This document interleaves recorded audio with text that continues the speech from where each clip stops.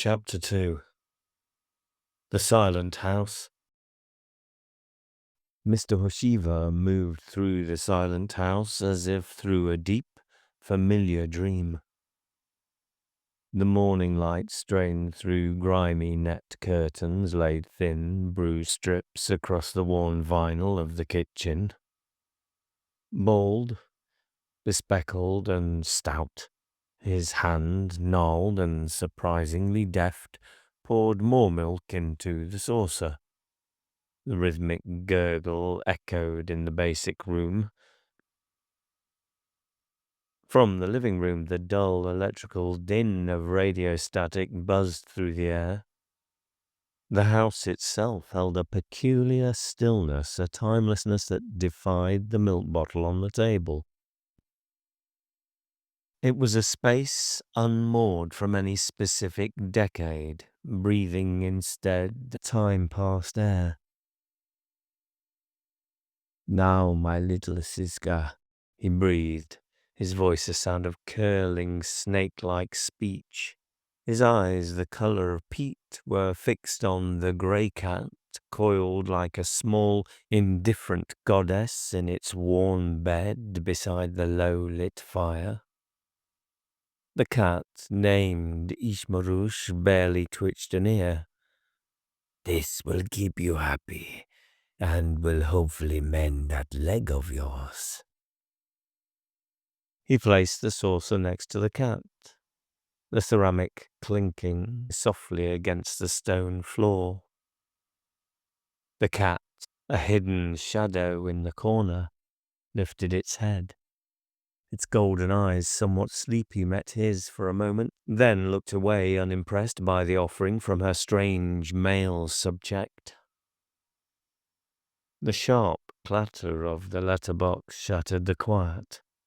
Both Oshiva's and Ishmarush's heads tilted, a slight adjustment like a clockwork mechanism winding. Then came the brisk peremptory knock, followed by the familiar squeak of the front door. "Cooey! Only Mrs. Crabtree with your shopping?" The voice, high and reedy, sliced through the domestic hush, preceding the woman herself like a shrill herald. Mrs. Crabtree, built like a slim but overstuffed ottoman, bustled in, her worn shopping trolley rattling behind her. "Got everything apart from the liver. Mr. Burnham says you wouldn't want this week, says it's not as rare as you like it. So, I hope you don't mind, but I got you some corned beef instead." Oshiva had, with an unnerving ease, receded behind the kitchen table, a trick of shadow and stillness that made him seem to simply dissolve. He observed Mrs. Crabtree as she chattered on, her eyes sharp and quick, snagging on the thick sheaf of 50-pound notes peeking from a wooden money box that had seen better days, sitting on the counter. Her eye lingered, a hunger in its depths. "I also ran into Mr. Essex outside Cooper's, and he's given me some lovely carrots from the allotment." She edged towards a plain, unpainted door set flush with the wall beside the dresser, her hand already reaching for the knob, her voice still a loud, one-sided conversation. It was then that Hoshiva reappeared, as quietly as he had vanished, a man solidifying from thin air. Mrs. Crabtree let out a startled gasp, clutching her hand to her chest, her face suddenly pale. "Oh, Mr. Hoshivo, you startled me." She recovered quickly, indignation flushing her cheeks. "I'm "So sorry, Mrs. Crabtree," Hoshiva finished, a poker face that has seen many years, his voice as smooth as polished stone. Oh, you almost had me in a tiz, creeping up on me like that. What on earth were you doing down there?" Her eyes flicked towards the space behind the table. Ah, feeding little Ishmarush. He gestured vaguely towards the cat, who continued to lap undisturbed. Yes, well, he should be catching mice rather than lazing about on his bed all day. If you ask me, it's unhygienic keeping that cat here. What with you and your chest, Mr. Hoshivo? Her voice tapered off, a question left hanging as Shiva, with the same unsettling fluidity, melted back into the shadows behind the table. Oh, there he goes again. I say, Mr. Hoshiva, have you fixed your hearing aid? He re-emerged with a blank expression. I don't need it. And Mrs. Crabtree, my name is Hoshivar. It's Hungarian, like little Ishmarush here. Yes, well, I doubt that cat has travelled any further than the bus stop outside your house, Mr. Hoshiv. She stopped abruptly, caught by the steady, unblinking intensity of his stare. Her words withered. Yes, well, how that cat ever got here, let alone anywhere else, will be the death of me. Oshiva's lips curved a faint upturn that held no warmth. He looked at the cat, a possessive glint in his deep-set eyes. Let's hope not, Baratum? Mrs. Crabtree tutted a small dismissive sound. My Reynolds, God rest his soul, always said that the only good cat in this world was a dead one. Is this your larder? Shall I put your tins in here? Her hand, drawn by an irresistible pull, reached for the unpainted door again. No! Oshivo's voice, though still quiet, was a sudden, sharp-edged command that froze her hand in mid-air. He stood, his movements surprisingly swift for his age, and blocked her path to the door. Leave that door alone. Thank you for your shopping, Mrs. Crabtree, if there's anything else. He began to guide her gently but firmly towards the front door. Mrs. Crabtree, however, was tenacious. Well, I don't mean to pray, and not that it's any of my business, mister, but you shouldn't leave money hanging around on the table like this. Why don't you put it in a bank like everyone else? Mr. Fisher says his bank is very popular at the moment, what with interest rates being what they are. He looked after all of Reynolds' accounts when he was alive. God rest his soul. Well, I'll certainly give it some thought, Mrs. Crabtree. He paused at the threshold, allowing her one last conversational foray. And if you don't mind me saying so, why don't you get yourself a dog, rather than that mangy old cat? A good guard dog. Kill two birds with one stone, so to speak? On the doorstep now, the cool morning air brushed against her face. Well, certainly food for thought. Thank you for your concern. He closed the door with the quiet, decisive click, a finality that brooked no argument. From the outside, Mrs. Crabtree's voice, thin and reedy, squeezed through the letterbox. Well, I'll see you on Tuesday for the washing then, and don't forget I can't do Wednesday to start the cleaning this week, because of my doctor's appointment. So it'll have to be next week. I do hope you cope without me. The letterbox snapped shut, and she crossed the road to the bus stop. Her small, bird-like figure joined petite Mrs. Hines, who stood waiting with a quiet grace. Her faded floral dress and worn cardigan added to her humble, nurturing presence. Both women cast a glance back at Shiva's window.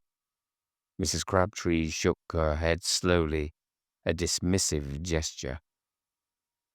I'm just doing the Christian thing, Mrs. Hines, she was saying, her voice carrying on the breeze. Well, you can only do your best.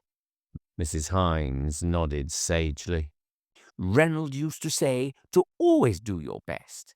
Charity begins at home, and, well, I've been here all my life, so it's my home. But that's right, dear. Arm in arm, the two women receded down the street, their voices fading with the distance. Hashiva watched them, then let the net curtain fall back into place. He returned to the kitchen, poured a measure of red wine into a glass, and lifted it slightly, staring into the dark liquid, as if in a quiet, private contemplation. A soft meow came from below him, almost questioning. Ah, little Ishmarush, how I miss our homeland. Maybe one day we will return, eh? The cat nestled in its bed, offered a soft, contented purr in response. Later that morning, a sharp, insistent rap at the front door. Hashiva, seated in his living room, lost in the pages of an old leather-bound book, lifted his head slowly. The room was steeped in a sepia light, dust catching the beams. He sighed a soft expulsion of air, lifted his aged frame and moved towards the window. Outside stood a young man, clean-shaven and impeccably dressed in a shirt and tie, a briefcase clutched firmly in one hand. His earnestness was almost painful to behold. Hashiva lifted the latch and opened the door. "Yes?" Hashiva asked, his voice flat. "Oh, good morning, sir. Is there any hope for the dead?" The young man's voice, bright and full of conviction, seemed out of place in the quiet, dusty street. Hashiva stared, a blank, impenetrable wall of silence. "Have you made friends with our Lord Jesus Christ?" the young man pressed, undeterred. Still, Hashiva offered nothing but his placid, vacant stare. "My name is Oliver Henderson, and I am in your neighborhood discussing the Bible with you and your neighbors." Another long, silent stare, the air growing heavy between them. Oliver Henderson shifted his weight, a faint blush creeping up his neck. With all the horrible events happening in the world today, many wonder if God really exists or really cares about us at all. Hashiva remained impassive, an old statue. Well, perhaps if you have a moment, we could sit and talk it over. I'd really like to get your insight. Oliver, wondering if the man was deaf or indeed dead, was about to respectfully move on to the next house. Hashiva's lips parted. Oliver waited patiently. "Perhaps you'll better come inside." As Hashiva made way, Oliver Henderson, visibly relieved, moved past him into the narrow hall. "Well, thank you. That's an interesting accent you have. Is it German?" Hashiva glanced out of the open door, a quick sweep of the quiet street, before closing it with a soft thud. The click of the latch echoed, disproportionately loud in the sudden silence. "No, it most certainly is not." In the cramped kitchen of a terraced house on the other side of town, Tracy cradled a mug of tea. Its warmth, a small comfort against the chill seeping into her bones. Steve, the epitome of strength and tightly wound, stood just outside the back door, hunched against the faint grey light of the afternoon, a cheap fag smouldering between his fingers. The door ajar allowed the faint, acrid scent of stale smoke to drift in. "It's got to be meticulously planned, Trace," Steve said, his voice taut, each word clipped. He flicked ash onto the paving slabs.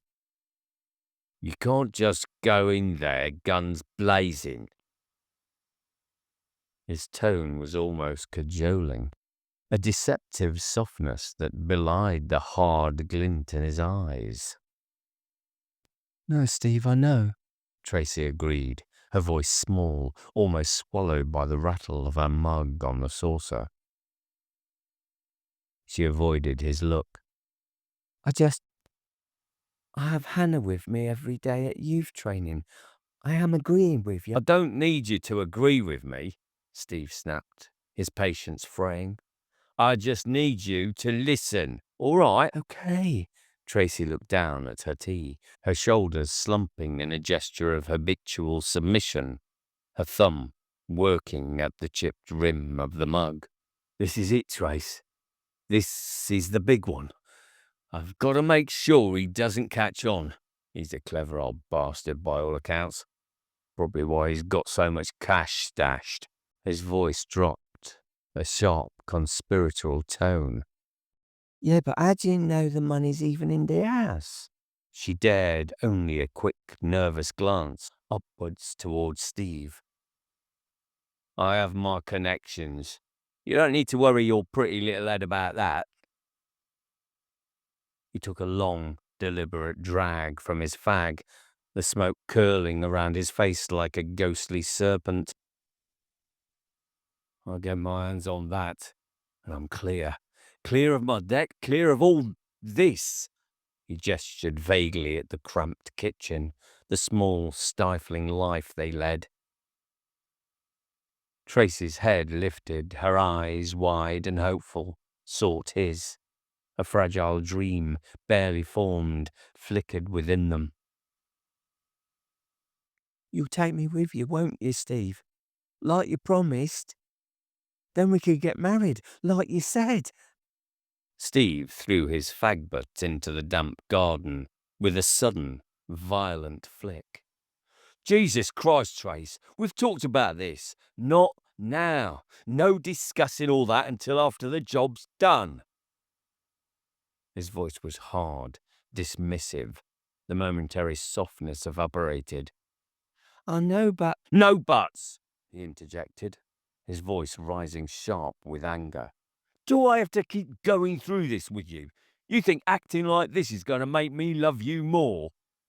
He stepped back into the kitchen, crowding her space. Tracy's breath fought a desperate battle against the rising tide of tears, knowing the swift, cold retribution a single tear would invite. Her throat was suddenly raw, parched. She swallowed hard, stubbing her own cigarette into the ashtray. Her eyes fixed back to the pattern of her mug. An uncomfortable silence. Steve's voice softened again, a cunning lull in the storm. He knelt, placing a hand on her knee, his thumb stroking slowly, deliberately. "And besides, you don't want to upset the boss now, do you?" "No, Steve." Her voice was breaking, thin and reedy. "'Cause if you upset the boss, Trace, you and me are over. You understand?" "Yes, Steve." Again, a beat of heavy silence stretched between them, thick with unspoken threats, the suffocating weight of his control. Tracy felt the insistent pressure of his hand on her knee, a subtle claim of his ownership. "That's good, Trace."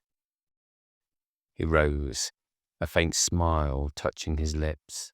The tempest momentarily abated. Nah, make me a cuppa, love, and then pop down the shop and get me some more smokes. Tracy's gaze drifted past him, out the open door into the grey, indifferent afternoon. Her eyes, usually quick and bright, seemed dulled, trapped, held by a quiet dismay. The fragile dream she'd clutched had splintered, leaving only the familiar ache of resignation. She knew the truth, but refused to see it.